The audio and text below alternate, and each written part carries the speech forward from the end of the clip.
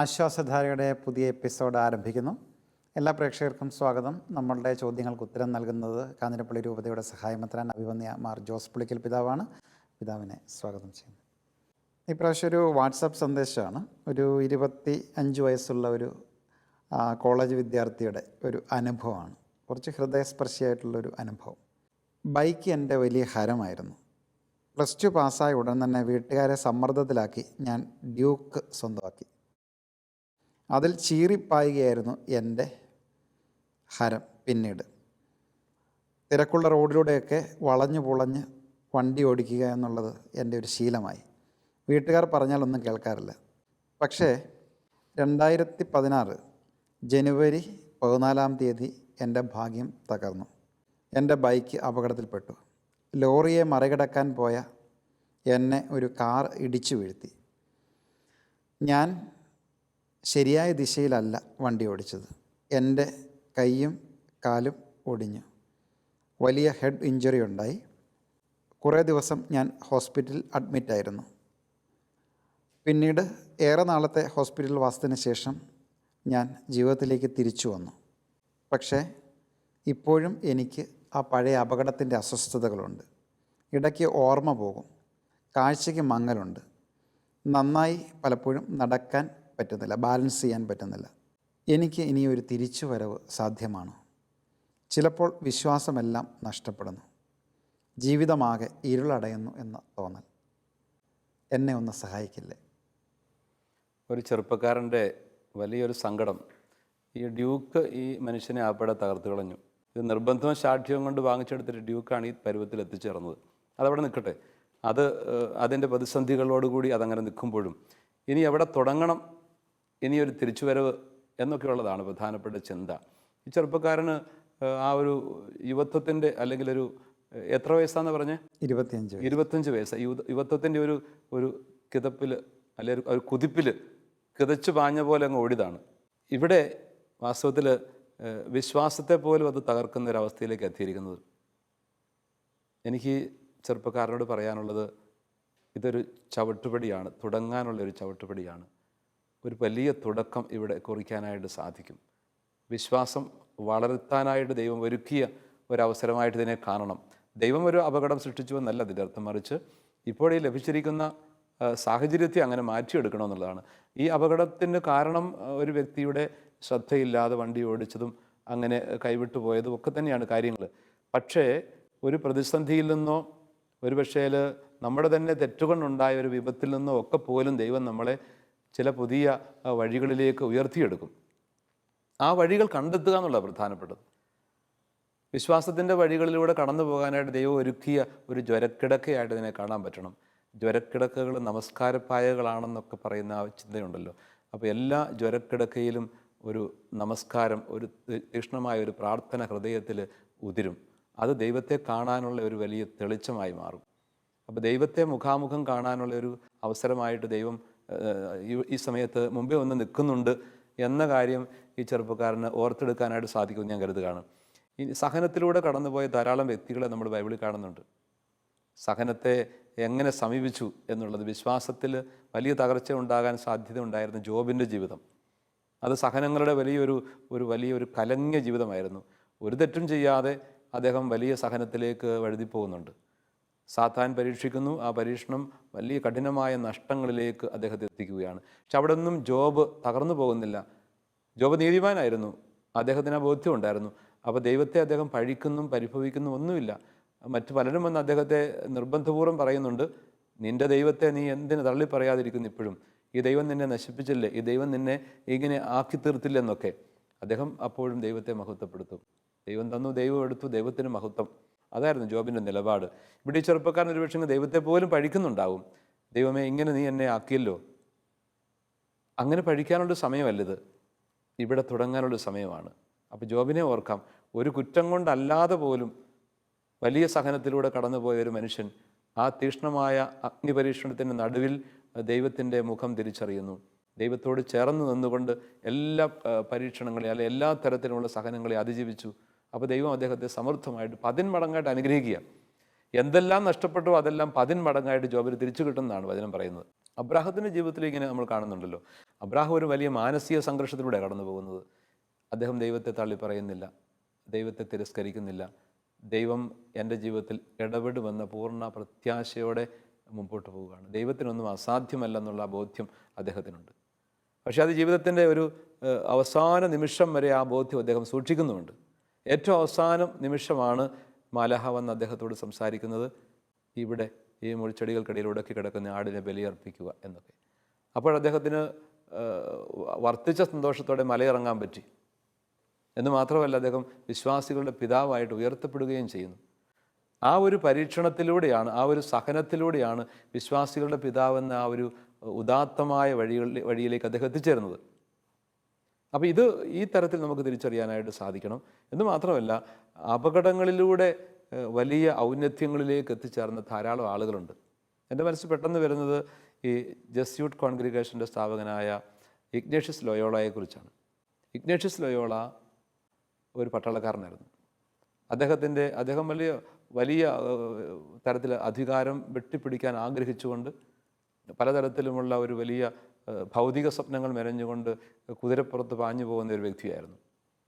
അങ്ങനെ പട്ടാള നേതാവായിരുന്ന ഈ ഇഗ്നേഷ്യസ് ലോയോള ഒരു സമയത്ത് യുദ്ധത്തിൽ മുറിവേറ്റ് വീഴുകയാണ് അപ്രതീക്ഷിതമായിട്ട്.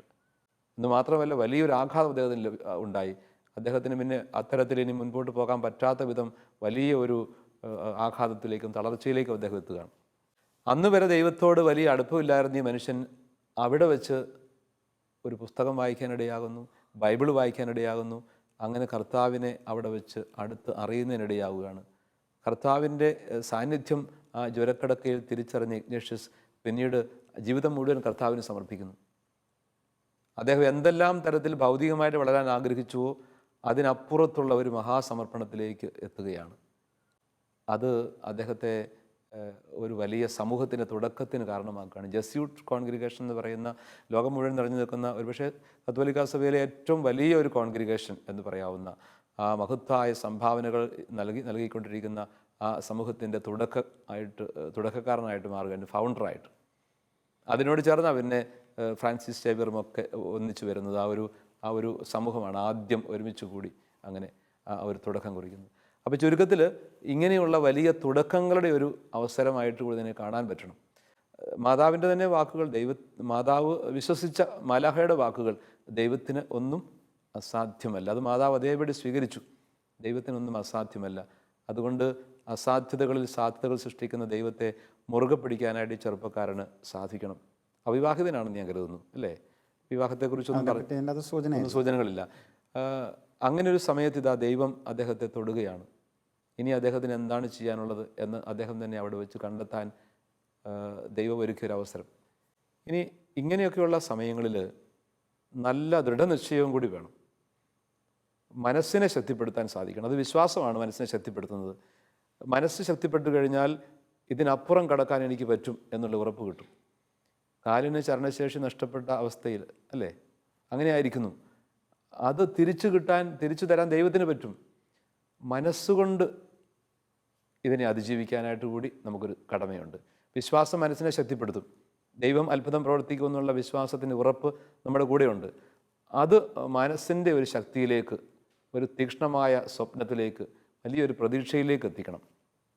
ഹെലൻ കെല്ലറിൻ്റെ ഒക്കെ ജീവിതം അറിയാമല്ലോ. അന്ധയും ബധിരയും മൂകയുമായ ഒരു വ്യക്തി ലോകത്തെ അതിശയിപ്പിച്ചു കളഞ്ഞു. അല്ലെങ്കിൽ നിക്കെന്ന് പറയുന്ന ഒരു വലിയ എന്താ പറയുക, റിസോഴ്സ് പേഴ്സണെ നമ്മൾ കണ്ടുപിട്ടു. അമേരിക്കക്കാരനായ നിക്ക്. അദ്ദേഹത്തിൻ്റെ ഒത്തിരി വീഡിയോ മെസ്സേജസ് എല്ലാം നമ്മൾ വാട്സപ്പിലൊക്കെ ധാരാളം കാണുന്നതാണ്. അദ്ദേഹത്തിന് ചെറിയൊരു ശരീരം എന്ന് പറഞ്ഞു കഴിഞ്ഞാൽ വളരെ ചെറിയൊരു തലയുണ്ട്.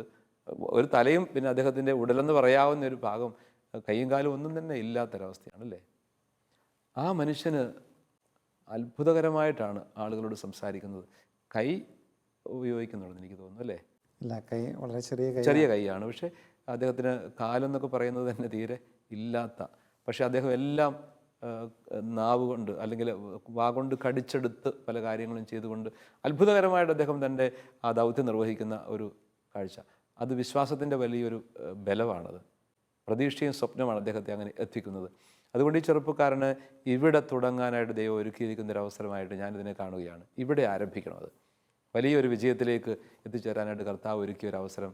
അതുകൊണ്ട് അല്പം പോലും പ്രതീക്ഷ നഷ്ടപ്പെടാതെ എല്ലാം വെട്ടിപ്പിടിക്കാനായിട്ട് മറ്റൊരർത്ഥത്തിൽ, ശരിയായ അർത്ഥത്തിൽ പലതും ഈ ലോകത്തിൽ നന്മയുടെ വഴിയിൽ പിടിച്ചെടുക്കാനായിട്ട് എനിക്ക് സാധിക്കും എന്നുള്ള ഉറപ്പ്, ആ വഴി നീങ്ങണം. ഈ സംഭവത്തിൻ്റെ ഒരു മറുവശം നമ്മൾ ചിന്തിച്ചാൽ, ഇന്ന് നമ്മുടെ റോഡുകൾ പലപ്പോഴും കിടങ്ങളായിട്ട് മാറുന്നു. വളരെ അപകടകരമായിട്ടുള്ള രീതിയിൽ ഡ്രൈവ് ചെയ്യുക, ഇത് സ്വന്തം ജീവനെയും മറ്റുള്ളവരുടെ ജീവനെയും ഒരുപോലെ വിലമതിക്കാത്ത ഒരു പ്രവൃത്തിയല്ലേ? തീർച്ചയായിട്ടും ഇതൊരു പാപമായിട്ട് നമ്മൾ പരിഗണിക്കേണ്ടതല്ലേ, ഇത്തരത്തിലുള്ള അപകടകരമായിട്ടുള്ള ഡ്രൈവിങ്? അത് ഇതിൻ്റെ ഒരു മറുവർഷമാണ്. ഈ മറുപുറത്ത് ഒത്തിരി കാര്യങ്ങൾ എഴുതി വെച്ചിട്ടുണ്ട്, അത് വായിക്കാനുള്ളതുമാണ്. ഈ വ്യക്തി തന്നെ അതിനെക്കുറിച്ച് അവബോധമുള്ളവനാണെന്ന് കത്തിനകത്തൊരു സൂചനയുണ്ട്. ഒരു ആവേശത്തിൽ നിർബന്ധത്തോടു കൂടി ഞാൻ അങ്ങനെ വാങ്ങിച്ചു എന്ന് ബൈക്ക് വാങ്ങിച്ച് പാഞ്ഞുപോയി. അത് സാധാരണ സംഭവമാണ് ഇന്ന് പലപ്പോഴും പലയിടത്തും കാണുന്നത്. എങ്ങനെയൊക്കെയോ രക്ഷപ്പെട്ടു പോകുന്നു എന്ന് പലപ്പോഴും നമുക്ക് തോന്നിപ്പോകും. നമ്മൾ നിരത്തിലൂടെ വണ്ടി യാത്ര ചെയ്തു പോകുമ്പോൾ ഏതെല്ലാം തരത്തിൽ പാഞ്ഞു പോകുന്ന ബൈക്കുകളും അലക്ഷ്യമായിട്ട് ഡ്രൈവ് ചെയ്യുന്ന വ്യക്തികളെയും ഒക്കെ നമ്മൾ കണ്ടുമുട്ടും. ഈ അലക്ഷ്യമായിട്ട് ഡ്രൈവ് ചെയ്ത് പോകുന്നവർ മറ്റൊരു ലോകത്തിലായിരിക്കും ചിലപ്പോൾ. അല്ലെങ്കിൽ അവർ എന്താ പറയുന്ന ഒരു തരത്തിലും വലിയൊരു ആവേശത്തിൽ ഒരു യുവത്വത്തിൻ്റെ കുതിപ്പിലൊക്കെ ആയിരിക്കും പോകുന്നത്. അങ്ങനെ പോകുന്ന വ്യക്തികൾ അവരോടും മറ്റുള്ളവരോടും ഒരുപോലെ തെറ്റ് ചെയ്യുന്നുണ്ട്. സ്വന്തം ജീവൻ്റെ കാര്യത്തിൽ ശ്രദ്ധിക്കുന്നില്ല എന്ന് മാത്രമല്ല, ആ നിരത്തിലൂടെ പോകുന്ന മറ്റു വാഹനങ്ങൾ, മറ്റു വ്യക്തികൾ, ഇത് പാപമാണല്ലോ. പലപ്പോഴും ഈ വൈദികരോ അല്ലെങ്കിൽ ധ്യാന ഗുരുക്കളോ ഇതൊന്നും പറയാറില്ല ഇത്തരത്തിലുള്ള പാപങ്ങളെക്കുറിച്ച്. പറയാതെ കിടക്കുന്ന പാപങ്ങളുടെ ഒരു നിരയിൽപ്പെടുന്നത് എന്ന് വെച്ച് കഴിഞ്ഞാൽ ഇത് സൂചിപ്പിക്കാറുണ്ട്, ഇല്ലെന്നല്ല, എന്നാൽ പോലും ചിലപ്പോൾ അത്ര കണ്ട് പ്രധാനപ്പെട്ടതായിട്ട് നമ്മൾ കരുതുന്നില്ല. ഈ പരിസരങ്ങളെ പോലും നമ്മൾ പലപ്പോഴും മറന്നുകൊണ്ടാണ് ഇത് പ്രവർത്തിക്കുന്നത്. ഒരു പരിസരവുമായിട്ട് ബന്ധപ്പെട്ടൊരു പാപത്തിൻ്റെ ഒരു സാമൂഹ്യ മാനമുണ്ട്. എൻ്റെ ചുറ്റുവട്ടങ്ങളൊരു ആത്മീയ പരിസരങ്ങളായിട്ട് കാണണം. അവിടെയെല്ലാം എനിക്കൊരു ദൗത്യമുണ്ടെന്ന് തിരിച്ചറിയണം. ഞാൻ കടന്നു പോകുന്ന വഴിയിൽ എൻ്റെ അടുത്തുകൂടി പോകുന്ന വ്യക്തികളോ വാഹനത്തിലാണെങ്കിൽ വാഹനമോ ഒക്കെ ഞാനുമായിട്ട് ബന്ധപ്പെട്ടതാണ്. ആ വാഹനത്തോട് എനിക്കൊരു കടമയുണ്ട്. റോഡ് നിയമങ്ങൾ പാലിക്കുക എന്നുള്ളത് തീർച്ചയായിട്ടും രാഷ്ട്ര നിയമങ്ങൾ മാത്രമല്ല, അത് ആത്മീയ മേഖലയിലും അത് പാലിക്കപ്പെടുന്നില്ലെങ്കിൽ അത് തെറ്റാണ്. എൻ്റെ ഒരു അലക്ഷ്യമായ ഡ്രൈവിങ്ങിലൂടെ ഒരാൾക്കൊരു ബുദ്ധിമുട്ടുണ്ടായാൽ ഞാനതിന് ഉത്തരവാദിയാണ്. അത് കുമ്പസാരത്തിൽ പറയേണ്ട പാപം തന്നെയായിട്ട് നമ്മൾ തിരിച്ചറിയണം. അതുകൊണ്ട് ഒരു പാപത്തിൻ്റെ സാമൂഹ്യ മാനം എന്നൊക്കെ പറയുന്നത് ഇവിടെ വാസ്തവത്തിൽ ഏറ്റവും പ്രധാനപ്പെട്ടതാണ്. പലപ്പോഴും നമ്മൾ നിയമങ്ങൾ പലപ്പോഴും റോഡ് നിയമങ്ങളായിക്കോട്ടെ, അത്തരം നിയമങ്ങൾ പാലിക്കുന്നത് ഭയപ്പെട്ടുകൊണ്ടാണ്, മറ്റുള്ളവരെ കൺസിഡർ ചെയ്തുകൊണ്ടല്ല. പലപ്പോഴും ഈ വിദേശ രാജ്യങ്ങളിലൊക്കെ ട്രാഫിക് ഐലൻഡിൽ റെഡ് സിഗ്നൽ വീണ് കിടക്കുന്ന സമയത്ത് വണ്ടികളില്ലെങ്കിൽ ഗ്രീൻ സിഗ്നൽ വീഴാൻ വേണ്ടി അവർ കാത്തു നിൽക്കും. ആ തരത്തിൽ നിയമങ്ങൾ അനുസരിക്കാനായിട്ടുള്ളതാണ്. അനുസരിക്കുക എന്നുള്ള മറ്റുള്ളവരുടെ ഒരു സിവിക് സെൻസിൻ്റെ ഭാഗം കൂടിയാണ്, ഒരു പൗരബോധത്തിൻ്റെ ഭാഗം കൂടിയാണ്.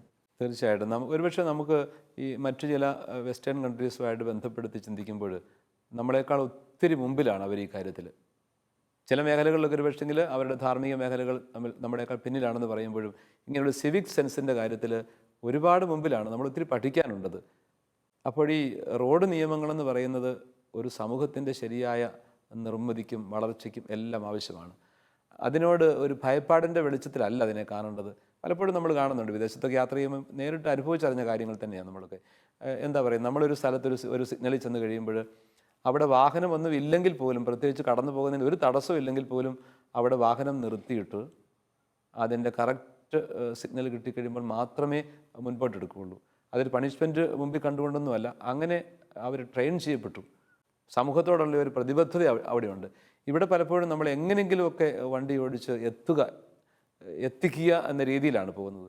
അത് ഒരു തരത്തിലും നീതി പുലർത്താത്ത രീതിയിൽ, ആരെയും പരിഗണിക്കാത്ത വിധത്തിലൊക്കെ വാഹനം ഓടിച്ചുകൊണ്ട് പോകുന്ന ഒരു വലിയ പ്രതിസന്ധിയുണ്ട്. ചില പ്രധാനപ്പെട്ട ടൗണുകളിലൊക്കെ നിയമം പാലിക്കപ്പെടുന്നില്ലെന്നല്ല എൻ്റെ അർത്ഥം, പക്ഷേ ഒത്തിരി നമ്മൾ പിറകിലാണ് ആ മേഖലയിൽ. അതിന് തീർച്ചയായിട്ടും അതിലേക്ക് കടന്നു വരേണ്ടതായിട്ടുണ്ട്. അങ്ങനെയാണെങ്കിൽ തന്നെ ഒരുപാട് അപകടങ്ങൾ ഒഴിവാക്കും. ഈ അപകടം തന്നെ വാസ്തവത്തിൽ ഉണ്ടായത് ഒരു വഴിവിട്ട ഡ്രൈവിങ്ങിലൂടെയാണെന്നുള്ളത് വളരെ വ്യക്തമാണ്. തെറ്റായ ദിശയിലാണ് പോയി ഇടിച്ച് മറിഞ്ഞതെന്ന് ഇതിനകത്ത് പറയുന്നുണ്ട്. അപ്പോൾ ശരിക്കും പറഞ്ഞാൽ സ്വയംകൃത അനർത്ഥം എന്നൊക്കെ വേണേൽ വിശേഷിപ്പിക്കാവുന്ന ഒരു പ്രതിസന്ധിയാണ്. നമുക്കിപ്പോഴത്തെ സാഹചര്യത്തിൽ ആ ചെറുപ്പക്കാരനോട് നമ്മൾ ചേർന്ന് നിന്നുകൊണ്ട് ചിന്തിക്കുന്നതിൻ്റെ മറുവശം. പക്ഷേ അതേസമയം തന്നെ ഇതൊരു പാഠമാണ് മറ്റുള്ളവർക്ക്. ധാരാളം ഇങ്ങനെ വഴിവിട്ട് അല്ലെങ്കിൽ ഒരു ശ്രദ്ധയില്ലാതെ വാഹനം ഓടിച്ചു പോകുന്ന ആളുകൾക്കുള്ള നല്ല ഒരു താക്കീത് കൂടെ ഇവിടെ ഉണ്ടെന്നുള്ളത് വളരെ വ്യക്തമാണ്. പക്ഷേ ഇനിയിപ്പോൾ നമ്മൾ ചിന്തിക്കേണ്ടത് ഈ വ്യക്തി അതുപോലെ തന്നെ ഇത്തരത്തിലെ റോഡ് അപകടങ്ങളിൽപ്പെട്ട ആളുകളെ രക്ഷിക്കുക, ആശുപത്രിയിൽ എത്തിക്കുക, ഇതൊക്കെ ഒരു മനുഷ്യൻ്റെ കടമയല്ലേ? ആ തരത്തിലുള്ള കാര്യങ്ങൾ കൂടെ നമ്മളുടെ പല പ്രഭാഷണങ്ങളിൽ, നമ്മുടെ ഞായറാഴ്ച പ്രസംഗങ്ങളിൽ, അല്ലെങ്കിൽ ധ്യാന പ്രസംഗങ്ങളിൽ ഇത്തരത്തിലുള്ള കാര്യങ്ങൾക്ക് കൂടി ഒരു ഊന്നൽ കൊടുക്കേണ്ടതല്ലേ ഇത്തരം പുണ്യപ്രവർത്തികൾക്ക്? നമ്മളൊത്തിരി സ്വാർത്ഥരായി പോകുന്നുണ്ട്. എവിടെയെങ്കിലുമൊക്കെ ഒരാൾ വഴിയിൽ വീണ് കിടന്നാൽ, ഒരു അപകടത്തിൽപ്പെട്ട് കഴിഞ്ഞാൽ അതൊരു ഭാരമായിട്ട് നമ്മൾ കാണും. അത് എടുക്കാൻ പോയി കഴിഞ്ഞാൽ പിന്നെ എൻ്റെ സമയം പോകും, ഞാൻ ചിലപ്പോൾ പ്രതിയാകും, ഇങ്ങനെയൊക്കെയുള്ള പേടി മനുഷ്യനുണ്ട്. പക്ഷേ വാസ്തവത്തിൽ അത് കൃത്യമായിട്ട് നമ്മൾ ഇടപെടുകയും പോലീസിൽ അറിയിക്കുകയും ഒക്കെ ചെയ്ത് മുമ്പോട്ട് പോയി കഴിഞ്ഞാൽ നമ്മളൊരു ജീവനെ ആയിരിക്കും രക്ഷിക്കുന്നത്, അല്ലെ പല ജീവനുകളെ ആയിരിക്കും രക്ഷിക്കുന്നത്. ഒരാളൊരു വീടിൻ്റെ ആകപ്പാടെയുള്ള അഭയമായിരിക്കും, ആശ്രയമായിരിക്കും. അങ്ങനെയുള്ള അത്താണിയായിരിക്കുന്ന ഒരു മനുഷ്യന് ഒരു അപകടത്തിൽ നിന്ന് രക്ഷപ്പെട്ട് കഴിഞ്ഞാൽ ആ കുടുംബം മുഴുവൻ രക്ഷപ്പെടുക. പലപ്പോഴും ആ ഒരു പരോന്മുഖത നമ്മുടെയൊക്കെ കാര്യത്തിൽ കുറവാണ്. അവരനോടുള്ള ഒരു കരുതലില്ലായ്മ, അത് അടിസ്ഥാനപരമായിട്ട് ക്രൈസ്തവ സുഹൃതമാണ്. കരുതലുണ്ടായിരിക്കുക എന്ന് പറയുന്നത് തന്നെ ക്രിസ്തു ദർശനത്തിൻ്റെ അവിഭാജ്യ ഘടകമാണ്. അപ്പോൾ മുറിവേറ്റ മനുഷ്യനെ, വഴിയിൽ കിടക്കുന്ന മനുഷ്യനെ കരുതലോടുകൂടി എടുത്തുകൊണ്ട് പോയ നല്ല സമറിയാക്കാരൻ്റെ ആ കഥ ഈശോ പറഞ്ഞു വെക്കുമ്പം വിപ്ലവകരമായൊരു ചിന്ത അവിടെ കൊണ്ടുവരുന്നുണ്ട്. അത് വഴിയിൽ കിടക്കുന്നൊരു മനുഷ്യനാണെന്ന് ഓർക്കണം. വാസ്തവത്തിൽ നല്ലൊരു ഉദാഹരണമാണ് അത്. ആ സമറിയായിലെ വഴിയിൽ നിന്ന് നമ്മുടെ വഴിയിലേക്ക് ഇറക്കിക്കൊണ്ട് വരുന്നില്ല എന്നുള്ളതാണ് പലപ്പോഴും അവിടെയാണ് പ്രശ്നമുള്ളത്. പ്രശ്നമുള്ളത്. നമ്മൾ ചിന്തിക്കേണ്ട ഒരു കാര്യം, സമറിയായിൽ ആ വഴി, അല്ലെങ്കിൽ ജെറീക്കോയിൽ നിന്നും ജെറൂസലേമിലേക്കുള്ള ആ വഴി ഇന്ന് നീങ്ങുന്നത് നമ്മുടെ വീട്ടുമുറ്റത്തൂടെ, നമ്മുടെ നാട്ടിലൂടെയാണെന്ന കാര്യമാണ് നമ്മൾ ഓർത്തെടുക്കേണ്ടത്. അതിനകത്തൊരു റിസ്ക് ഉണ്ട്. അപ്പോൾ ഈ റിസ്ക് ഉള്ളത് നമ്മൾ എടുക്കാൻ തയ്യാറാകുമ്പോഴാണ് നമ്മൾ യഥാർത്ഥത്തിൽ ക്രിസ്തു ശിഷ്യരായിട്ട് മാറുന്നത്. പലപ്പോഴും നമ്മൾ സ്വന്തം കാര്യത്തിൽ റിസ്ക് എടുക്കും, പക്ഷേ മറ്റൊരാളുടെ കാര്യത്തിൽ റിസ്ക് എടുക്കാനായിട്ട് നമ്മൾ തയ്യാറാവില്ല. അവിടെയാണ് സുഹൃതമുള്ളത്. അപ്പോൾ അതൊരു പ്രധാനപ്പെട്ട കാര്യമാണ്. ഈ വഴിയിൽ കിടക്കുന്ന അപകടത്തിൽപ്പെട്ടവരെ രക്ഷിക്കാനുള്ള ഒരു സമർപ്പണം, സന്നദ്ധത. ഇപ്പം അങ്ങനത്തെ ചില വോളണ്ടിയർ ഗ്രൂപ്പുകളൊക്കെ ഡെവലപ്പ് ചെയ്ത് വരുന്നുണ്ട്. അത് ഗവൺമെൻറ് പ്രോത്സാഹിപ്പിക്കുന്നുമുണ്ട്. അതിന് നിയമപരീക്ഷയും കൊടുക്കണം. അവരും കൂടെ പിന്നെ നിയമത്തിൻ്റെ കുരുക്കിപ്പെട്ടു പോകുമോ എന്നൊരു ഭയമുണ്ട്. അപ്പോൾ അതുകൊണ്ട് അങ്ങനെ ഒരു നിയമപരിരക്ഷയും കൂടെ ഉണ്ടാകേണ്ടതാണ് എന്നൊരു ആശയം കൂടി ഇതിനകത്ത് വളരെ പ്രധാനപ്പെട്ട. ചില സഭയുടെ ഭാഗമായിട്ട് നിൽക്കുന്ന യുവജന പ്രസ്ഥാനങ്ങളൊക്കെ ഈ രംഗത്തേക്ക്, അല്ലെങ്കിൽ ഇത്തരത്തിലുള്ള ഈ ചലഞ്ചുകൾ ഏറ്റെടുത്ത് മുമ്പോട്ട് വരേണ്ടതല്ലേ? തീർച്ചയായിട്ടും അതെ. അങ്ങനെ ചില യുവജന സംഘടനകളൊക്കെ അങ്ങനെയുള്ള ചില നിലപാടുകൾ സ്വീകരിക്കുന്നുണ്ട്. അതിനുള്ള ചില ഒരു സ്ട്രാറ്റജികളൊക്കെ ആവിഷ്കരിച്ച് വരുന്നുണ്ട് സഭയിൽ തന്നെ. പ്രത്യേകിച്ച് ഫസ്റ്റ് എയ്ഡ് പോലുള്ള കാര്യങ്ങളൊക്കെ അതിനകത്ത് പ്രാക്ടീസ് ചെയ്യിപ്പിക്കുക. അതെ, തീർച്ചയായിട്ടും. അപ്പോൾ ആ വഴിയിലേക്ക് കൂടുതൽ നമ്മൾ ഇറങ്ങി ചെല്ലേണ്ടതാണ്. ഇങ്ങനെ അപകടങ്ങളൊക്കെ കൂടും നമ്മുടെ നിരത്തുകളിൽ ഈ ഒരു സാന്നിധ്യം ഉള്ളത് തന്നെ വലിയൊരു നല്ല സമറിയാക്കാരനായിട്ട് മാറുകയാണ് ചെയ്യുന്നത്. ഇനിയിപ്പോൾ ഈ മനുഷ്യൻ്റെ ജീവിതത്തിലേക്ക് മടങ്ങി വന്നു കഴിഞ്ഞാൽ ഈ പ്രതീക്ഷയുടെ കുറച്ച് സ്വപ്നങ്ങൾ ഇദ്ദേഹത്തിന് നെയ്തെടുക്കാനായിട്ട് സാധിക്കട്ടെ എന്നാണ് എൻ്റെ ആഗ്രഹവും പ്രാർത്ഥനയുമൊക്കെ. ഞാൻ ഓർക്കുന്ന ഒരു സംഭവം, ഒരു ചരിത്രത്തിൽ സംഭവിച്ച ഒരു യാഥാർത്ഥ്യം. ഒരു 3 വയസ്സിൽ പോളിയോ ബാധിച്ച് കിടപ്പിലായിപ്പോയ ഒരു പെൺകുട്ടി, നീഗ്രോ വംശജയാണ് അവൾ ജീവിതത്തിലെല്ലാം നഷ്ടപ്പെട്ടെന്ന് അവളുടെ അമ്മയും എല്ലാവരും ചിന്തിച്ചു. അപ്പോൾ ഇവളുടെ മനസ്സിൽ അവളൊരു വലിയ സ്വപ്നം മെനഞ്ഞെടുത്തു. എനിക്ക് നല്ല ഒരു ഓട്ടക്കാരിയായി മാറണമെന്ന ഒരു സ്വപ്നം, വിജയം നേടണമെന്നൊരു സ്വപ്നം, മത്സരത്തിൽ ഞാൻ എല്ലാ അർത്ഥത്തിലും ലോകത്തിന് മുമ്പിൽ എത്തണമെന്നൊരു ആഗ്രഹം. പക്ഷേ ഈ ആഗ്രഹം പറഞ്ഞു കഴിഞ്ഞാൽ ആരും അത് സമ്മതിക്കില്ല. അത് ഒരു ശുദ്ധ മണ്ടത്തരം, വെറും ദിവാസ്വപ്നമെന്നേ ചിന്തിക്കുകയുള്ളൂ. അമ്മയോട് ഇത് പറയുന്നുണ്ട്, എനിക്ക് ഒരു സ്വപ്നമുണ്ട് ഇങ്ങനെയെന്ന്. അമ്മ അത് നിസ്സാരമായി കരുതി. അവൾ വളർന്നിട്ട് ഒരു ഏതാനും വയസ്സ് കഴിഞ്ഞപ്പോൾ, 7 വയസ്സൊക്കെ ആയി കഴിഞ്ഞപ്പോഴേക്കും അവൾ പറയും, എനിക്കൊരു വടി ഊന്നി നടക്കാൻ വേണം. എങ്ങനെയാണ് നിനക്ക് വടി കൊണ്ട് നടക്കാൻ പറ്റുക? പോളിയോ ബാധിച്ച് ശോഷിച്ചു പോയ കാലല്ലേ എന്ന് പറയുമ്പോഴും അവൾ നിർബന്ധപൂർവ്വം ആ വടി ധൈര്യമായിട്ട് ദൈവത്തിൽ ആശ്രയിച്ചുകൊണ്ട് എടുത്ത് കുത്തി മുൻപോട്ട് നീങ്ങുമ്പോഴും ഇടയ്ക്കൊക്കെ വീഴുന്നുണ്ട്. അത് കഴിഞ്ഞ് പിന്നെ ഒരു 11 വയസ്സോ മറ്റോ ആയി കഴിഞ്ഞപ്പോഴേക്കും അവൾ പറയുന്നു, എനിക്കൊരു ഓട്ട മത്സരത്തിൽ പങ്കെടുക്കണം, എനിക്ക് ഓടണം. അപ്പോൾ ഓടണമെന്ന് പറയുമ്പം അത് എങ്ങനെ നടക്കും? നടക്കാൻ പറ്റാത്തയാൾ ഓടുമോ? പക്ഷെ അവൾ ഓടി, ആദ്യമൊക്കെ വീഴുന്നു. പിന്നീട് അവരൊരു മത്സരത്തിൽ പങ്കെടുക്കാനായിട്ട് ആവശ്യപ്പെടുന്നു.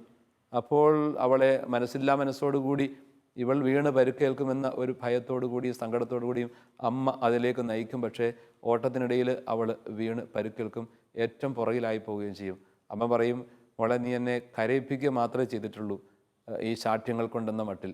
അപ്പോൾ അവൾ പറയും അമ്മയോട്, അല്ലമ്മേ, അമ്മ ആനന്ദിക്കുന്നൊരു ദിവസം ഉണ്ടാവും. അമ്മ എൻ്റെ വിജയം കണ്ട് ആനന്ദ കണ്ണീര് പൊഴിക്കുന്നൊരു ദിവസം ഉണ്ടാവും. ആ ദിവസത്തിന് വേണ്ടി അവൾ വീണ്ടും വീണ്ടും മത്സരിച്ചു. ആ ദിവസത്തിന് വേണ്ടി അവൾ വീണ്ടും വീണ്ടും സ്വപ്നം കണ്ടു. 1966 അമേരിക്കയുടെ ചരിത്രത്തിൽ ധാരാളം മത്സര ഇനങ്ങളിൽ, 100ഉം 200ഉം ഒക്കെ മത്സര ഇനങ്ങളിൽ ഏറ്റവും വലിയ ഗോൾഡ് മെഡലുകൾ നേടിയ ഒരു പെൺകുട്ടി എന്ന നിലയിൽ അവൾ അറിയപ്പെടുന്നുണ്ട്. അവളുടെ പേര് സാറിന് ഒരുപക്ഷെ പരിചയമുണ്ടാകും. വിൽമ. വിൽമ. വിൽമ എന്ന പെൺകുട്ടി ചരിത്രത്തിൽ അങ്ങനെ ആലേഖനം ചെയ്യപ്പെട്ടു. ഇതൊരു നിശ്ചയദാർഢ്യത്തിൻ്റെയും വിശ്വാസബോധ്യത്തിൻ്റെയും അനന്തരഫലമാണ്. ധാരാളം മക്കളുടെ കുടുംബത്തിലെ ഒരു പെൺകുട്ടിയായിരുന്നു അവൾ. ഉറച്ച ബോധ്യവും ആഴമുള്ള വിശ്വാസവും അവളെ ഒരു വലിയ വിജയത്തിലേക്ക് നയിച്ചു. ഈ ചെറുപ്പക്കാരന് ഉറപ്പായിട്ടും അങ്ങനെയുള്ള നല്ല സ്വപ്നങ്ങൾ, ക്രിയാത്മക സ്വപ്നങ്ങൾ, ജീവിതത്തെക്കുറിച്ച്, സ്വന്തം ജീവിതത്തെക്കുറിച്ച്, മറ്റുള്ളവരുടെ ജീവിതത്തെക്കുറിച്ച്, കുടുംബത്തെക്കുറിച്ചൊക്കെ കാണാൻ പറ്റും. അതേസമയം തന്നെ ദൈവം എന്നോട് എന്താവശ്യപ്പെടുന്നുവോ അത് ഞാൻ ആയിത്തീരുമെന്നൊരു ചിന്തയും വേണം. നമ്മുടെ സ്വപ്നങ്ങൾ ഒരു വശത്ത്, ദൈവത്തിന് എന്നെക്കുറിച്ചുള്ള സ്വപ്നങ്ങൾ അതിനോട് ചേർന്ന്, ഇത് രണ്ടും കൂടി ചേർന്നൊരു മേർജിങ് പോയിന്റിലെത്തും. ദൈവത്തിൻ്റെ സ്വപ്നങ്ങൾ എന്നെക്കുറിച്ചുള്ളത് എന്താണെന്ന് ഞാൻ തിരിച്ചറിയുമ്പോൾ, എൻ്റെ സ്വപ്നങ്ങൾ കൂടെ ചേർത്ത് വായിക്കുമ്പോൾ അവിടെ ഒരു പുതിയ സ്വപ്നം ഉണ്ടാകും. ആ സ്വപ്നമാണ് വാസ്തവത്തിൽ എത്തിച്ചേരേണ്ട യാഥാർത്ഥ്യം. അപ്പോൾ ഈ വ്യക്തിയുടെ ജീവിതം ഒരുപാട് പേർക്ക് വെളിച്ചം പകരുന്ന ഒരു നിറസാന്നിധ്യമായി മാറട്ടെ എന്നാണ് എൻ്റെ പ്രാർത്ഥനയും ആശംസയും. അതുപോലെ അംഗവൈകല്യമുള്ള വ്യക്തികളായിട്ട് തന്നെ അത്ഭുതങ്ങൾ ചെയ്യുന്ന വ്യക്തികൾ ഉണ്ടെന്ന് ഓർക്കണം. വിൽമയുടെ ജീവിതത്തിൽ വൈകല്യങ്ങളെല്ലാം അവൾ അതിജീവിച്ചുകൊണ്ട് അവൾ വലിയ ഒരു ഓട്ടക്കാരിയായി മാറി എന്നുള്ളത് സത്യം. ഇനി അംഗവൈകല്യത്തിലായിരുന്നു കൊണ്ട് തന്നെ അത്ഭുതങ്ങൾ പ്രവർത്തിക്കുന്ന വ്യക്തികളുണ്ട്, ലോകത്തെ പിടിച്ചു കുലുക്കുന്നവരായ ആളുകൾ. അങ്ങനെയൊക്കെയുള്ള വലിയ ഒരു സമർപ്പണത്തിലേക്കും എത്താൻ പറ്റും. ഒരുപാട് പോസിബിലിറ്റീസ് കിടക്കുകയാണ്. ഇനിയിപ്പോൾ എന്തു ചെയ്യും, ഞാൻ എന്തായിത്തീരും, എല്ലാം തകർന്നു പോയല്ലോ എന്ന് നിരാശപ്പെടുന്ന ഒരു സമയത്താണ് നമ്മളോട് ഈ ചോദ്യകർത്താവ് വേദനയോടെ പറയുന്നത്. പക്ഷേ വലിയൊരു സാധ്യതയുടെ, അനന്ത സാധ്യതയുടെ മുമ്പിലേക്ക് ദൈവം കൊണ്ടുവന്ന് എത്തിച്ചിരിക്കുകയാണ്. ആ വരമ്പത്തേക്ക് കയറി നടക്കാനായിട്ട് ഒരവസരം ഒരുക്കപ്പെട്ടിരിക്കുന്നു. ഇത് ഈ ചെറുപ്പക്കാരനെ സംബന്ധിച്ചൊരു വലിയൊരു ക്രൈസിസ് ഘട്ടമാണ്. അപ്പം ഈ ഘട്ടത്തിൽ പ്രത്യേകിച്ച് ഇദ്ദേഹത്തിന് ഒരുപാട് കൂട്ടുകാരുണ്ടാവും, പ്രത്യേകിച്ച് പേരൻസ് ഉണ്ടാവും. ഇവരുടെയൊക്കെ ഒരു സപ്പോർട്ട് ഒരു വലിയ പ്രധാനപ്പെട്ട ഒരു ഘടകമല്ലേ ഈ കുട്ടിയുടെ, ഈ വിദ്യാർത്ഥിയുടെ ജീവിതത്തിൽ ഒരു മടങ്ങി വരവന്? വളരെ പ്രധാനപ്പെട്ട കാര്യമാണ്. ഒരിക്കലും ഒരാൾ ഒറ്റയ്ക്കല്ല ഒരു ജീവിതത്തിൻ്റെ വഴിയിൽ വിജയം നേടുന്നത്. ആ വ്യക്തിയോട് ചേർന്ന് ഒരു കൂട്ടായ്മയുടെ ബലം ഉണ്ടാകും. ഈ വ്യക്തിക്ക് ഉറപ്പായിട്ടും പേരൻസ് ഉണ്ട്, അതുപോലെ തന്നെ സഹോദരങ്ങളുണ്ടാകും. അതിനെക്കുറിച്ചൊന്നും വ്യക്തമായിട്ട് എത്ര പേരുണ്ടെന്നും നമുക്കറിയില്ലെങ്കിൽ പോലും ഒരു കുടുംബത്തിൻ്റെ ബലം ഇതിൻ്റെ പുറകെ കിടപ്പുണ്ട്. ആ കുടുംബാംഗങ്ങൾക്ക് വലിയൊരു റോളുണ്ട് ഇതിനകത്ത്. ആ കുടുംബാംഗങ്ങൾ ഉറപ്പായിട്ടും ഇങ്ങനെയെല്ലാം വന്നു പോയല്ലോ, ഈ സഹതാപ തരംഗങ്ങളുമൊക്കെ ആയിട്ട് ചില സുഹൃത്തുക്കളെത്തും. അത് പലപ്പോഴും നമുക്ക് ദോഷം ചെയ്യത്തേ ഉള്ളൂ. വിശ്വാസത്തെ ഉറപ്പിച്ച് നിർത്താനായിട്ടുള്ള നല്ല ബോധ്യങ്ങൾ കൊടുക്കുക, പ്രാർത്ഥിക്കുക ഒക്കെ ആവശ്യമാണ്. ആ വിശ്വാസബോധ്യങ്ങളിൽ ഉറപ്പിച്ച് നിർത്താൻ പാകത്തിൽ നല്ല പ്രതീക്ഷ കൊടുക്കുന്ന സന്ദർശനങ്ങളും സാന്നിധ്യങ്ങളുമായിട്ട് വീട്ടുകാരും സുഹൃത്തുക്കളും മാറേണ്ടതുണ്ട് ഇവിടെ. പക്ഷെ നമ്മുടെ കേൾക്കുന്നവരിൽ സമാനമായ സാഹചര്യങ്ങളിലൊക്കെ വലിയ പങ്കുവഹിക്കാൻ പറ്റുന്ന ധാരാളം ആളുകളുണ്ടാവും. സ്വന്തം ബന്ധം, സൗഹൃദം അങ്ങനെയുള്ളതൊക്കെ ഇതുപോലെ മുറിവേറ്റ് കിടക്കുമ്പോൾ അവിടേക്കൊന്ന് ഒരു ആശ്വാസത്തെക്കാൾ ഉപരി അതിജീവനത്തിൻ്റെ സന്ദേശമാണ് കൊടുക്കേണ്ടത്. ആശ്വാസം കൊടുക്കുന്നു, ആശ്വാസം അതിജീവനത്തിലേക്ക് എത്തിക്കുന്ന ഒരു പോസിറ്റീവ് സ്ട്രോക്ക് കൊടുക്കാൻ സാധിക്കണം. ഇങ്ങനെ തളർന്നു കിടക്കുന്നവരെ വീണ്ടും തളർത്തുന്ന രണ്ട് കാര്യങ്ങളാണ്. ഒന്ന് അമിതമായ സഹതാപ പ്രകടനം, രണ്ട് കുറ്റപ്പെടുത്തൽ. തീർച്ചയായിട്ടും. ഇപ്പോൾ ഈ ചെറുപ്പക്കാരൻ ഇത് രണ്ട് സഹിക്കുന്നുണ്ടെന്നുള്ള ഉറപ്പാണ്. നീ പണിക്ക് പോയിട്ടില്ലേ, നീ ഈ വണ്ടി പാടില്ല എന്ന് പറഞ്ഞതല്ലേ എന്നൊക്കെ പറഞ്ഞ് ഒത്തിരി പേരൻസ് ചിലപ്പോൾ കുറ്റപ്പെടുത്തിന്നിരിക്കും, അല്ലെങ്കിലും ഇവൻ ഇങ്ങനെ എത്തുള്ളൂ എന്നൊക്കെ പറഞ്ഞു. അപ്പോൾ ഇതുപോലത്തെ കുറ്റപ്പെടുത്തലുകൾ വീണ്ടും വീണ്ടും തളർത്തും. ഇതിന് കുറ്റപ്പെടുത്താനുള്ള സമയമല്ല, ഇത് തുടങ്ങാനുള്ള സമയമാണ്. അതുകൊണ്ട് മാതാപിതാക്കൾ നിശ്ചയമായിട്ടും കൂടെ നിന്നുകൊണ്ട് നല്ല പ്രതീക്ഷയും സ്വപ്നവും കൊടുക്കണം. അതുപോലെ തീർച്ചയായിട്ടും അടുത്ത് വരുന്ന സുഹൃത്തുക്കളൊക്കെ ആ ഒരു തരത്തിൽ നല്ല ഒരു പ്രോത്സാഹനം കൊടുത്തുകൊണ്ട് ഒരു കൈകോർത്ത് നിൽക്കുന്ന അവസ്ഥയിൽ ഒന്ന് പൊക്കിയെടുക്കാൻ പറ്റണം. നമുക്കിതുപോലെ കൈകോർത്ത് ആളുകളെ ഉയർത്തിയെടുക്കാനായിട്ട് സാധിക്കുന്ന അനുഭവങ്ങൾ പലതും ഉണ്ടാവും. ഒരു കൈത്താങ്ങ് കൊടുത്തു കഴിഞ്ഞാൽ അവിടെ പൊങ്ങിപ്പോരും. ഒരു വാക്ക് പറഞ്ഞാൽ മതി. ഒരുപക്ഷെ ജീവിതം മടുത്തിട്ട് അവസാനിപ്പിക്കണമെന്ന് പറഞ്ഞു പോകുന്ന ഒരാളോട് ഒന്ന് നിൽക്ക്, എന്താ ഇത്ര തിടുക്കം, ഒരു ലക്ഷ്യം നമുക്കില്ലേ എന്നൊക്കെ ഒരൊറ്റ ചോദ്യം ചോദിച്ചു കഴിഞ്ഞാൽ ആൾ തിരിച്ചു പോരും. അപ്പം എന്ന് പറയുന്ന പോലെ ഒരാൾ അവസാനിക്കുകയാണ്, ഇനി ഒന്നുമില്ല എന്ന് പറഞ്ഞ് സങ്കടപ്പെട്ട് നിൽക്കുമ്പം ഒരു വാക്കിന് പോലും വലിയൊരു അർത്ഥമുണ്ട്. ഒരു സ്നേഹത്തോടു കൂടി ഒരു സാന്നിധ്യം കൊടുത്താൽ തന്നെ ഒരു അർത്ഥമുണ്ട്. വി ആർ വിത്ത് യു എന്ന് പറയുമ്പോൾ തന്നെ അതിന് വലിയൊരു ബലമുണ്ട്. അങ്ങനെ ഒരു കൂട്ടം സ്നേഹിക്കുന്നവരുടെ ബന്ധങ്ങൾ വളർത്തിയെടുക്കാൻ കൂടി ഈ സമയത്ത് സാധിക്കണം. അതുണ്ടാവും, അതിനോട് ചേർന്ന് നിൽക്കാനായിട്ട് സാധിക്കണം. അങ്ങനെയൊക്കെ ചിന്തിക്കുമ്പോൾ നമുക്കൊരു വലിയ പ്രേക്ഷിത മുഖം തന്നെ ഇവിടെ തുറന്നു കിട്ടുകയാണ്. സമാനമായ സാഹചര്യങ്ങളിലൊക്കെ ആയിരിക്കുന്ന വ്യക്തികൾ പലരുണ്ട്. അങ്ങനെയുള്ള വ്യക്തികളിലേക്കൊക്കെ ഇറങ്ങിച്ചെല്ലുന്നൊരു പ്രേക്ഷിത മുഖം തന്നെ ഇവിടെ തുറക്കണം. എല്ലാവരെയും പ്രോത്സാഹിപ്പിക്കുകയും വളർത്തുകയും കൈപിടിച്ചുയർത്തുകയും ചെയ്യുന്ന നല്ല സാന്നിധ്യങ്ങളായിട്ട് നമുക്ക് മാറാൻ പറ്റിക്കഴിഞ്ഞാൽ തന്നെ അത് നല്ലൊരു പ്രേക്ഷിത പ്രവർത്തനമാണ്. ചെയ്യാവുന്ന കർത്താവിൻ്റെ സ്നേഹത്തിൽ ചെയ്യാവുന്ന വലിയൊരു പ്രവൃത്തി. ഇങ്ങനെയൊക്കെയുള്ള ഇതൊക്കെ ഈ വ്യക്തി ഇപ്പോൾ ഒരു ചെറിയവനാണ്, ഒരു ബലഹീനതയുണ്ട്, ഒരു തളർച്ചയുണ്ട്, ഒരു പരിമിതിയുണ്ട്. അപ്പോൾ അങ്ങനെയുള്ള പരിമിതികളും കുറവുകളും ഉള്ളവരൊക്കെ ഈശോയുടെ ചെറിയവരുടെ പട്ടികയിൽ വരും. അവിടെയൊക്കെ കർത്താവ് പറയുന്നത്, ഈ ചെറിയവരിൽ ഒരുവരെ നിങ്ങൾ ചെയ്തപ്പം എനിക്കും തന്നെയാണ് ചെയ്തത്. അപ്പോൾ ഇത് അതുപോലെ കർത്താവിൻ്റെ സാന്നിധ്യം കണ്ടുകൊണ്ട് പ്രവർത്തിക്കാനുള്ള ഒരു വേദിയാണത്. അങ്ങനെയുള്ള മുറിവേറ്റവരിൽ കർത്താവിനെ കാണുക എന്ന് പറയുന്നത് പോലെ ഇങ്ങനെയുള്ള സാഹചര്യങ്ങളൊക്കെ ഉള്ളവരിൽ ഈശോയുടെ മുഖം കാണാൻ പറ്റണം. നിശ്ചയമായിട്ടും നമുക്ക് ഈ ഒരു കൂട്ടായ പരിശ്രമത്തിലൂടെ നല്ല ഒരു വിജയത്തിലേക്ക്, ഒരു ലക്ഷ്യത്തിലേക്ക് എത്തിച്ചേരാൻ ഈ ചെറുപ്പക്കാരന് സാധിക്കട്ടെ. അതിന് എല്ലാവരും ഒത്തുപിടിക്കണം എന്നൊരു ആഗ്രഹവും പ്രതീക്ഷയും കൊടുക്കാം. ദൈവം സമൃദ്ധമായിട്ട് അനുഗ്രഹിക്കട്ടെ. നമുക്ക് പ്രാർത്ഥിക്കാം. കർത്താവായ ദൈവമേ, നിൻ്റെ അനുഗ്രഹത്തിൻ്റെ ശക്തിയും ബലവും ആത്മാവിൻ്റെ വലിയ കൃപയും അഭിഷേകവും ഈ പ്രിയപ്പെട്ട മകനും കുടുംബത്തിനും എല്ലാം നൽകണമേ എന്ന് പ്രാർത്ഥിക്കുന്നു. താവിശ്വമിശിഹായുടെ കൃപയും പിതാവായ ദൈവത്തിൻ്റെ സ്നേഹവും പരിശുദ്ധാത്മാവിൻ്റെ സഹവാസവും കൂടെ ഉണ്ടായിരിക്കട്ടെ, ഇപ്പോഴും എപ്പോഴും എന്നേക്കും. ആമേൻ. ചിതയിൽ നിന്ന് ഉയർക്കുന്ന ഒരു പക്ഷിയുണ്ട്, ഫിനിക്സ്. ഫിനിക്സ് നമുക്കൊരു മാതൃകയാവട്ടെ. ഉയരാം, ഉണരാം, ഉയർന്നു പറക്കാം. മറ്റൊരു അധ്യായത്തിൽ വീണ്ടും കണ്ടുമുട്ടാം. നമസ്കാരം. നിങ്ങളുടെ സംശയങ്ങളും ചോദ്യങ്ങളും വാട്സാപ്പിലൂടെയും ഇമെയിലിലൂടെയും കത്തുകളിലൂടെയും ഞങ്ങളെ അറിയിക്കാം. WhatsApp number 9605818881. Email ashwasadhara@shalomtelevision.com. കത്തുകൾ അയക്കേണ്ട വിലാസം: the producer, Ashwasadhara, Shalom television, Peruvannamuzhi PO, Kozhikode 673528.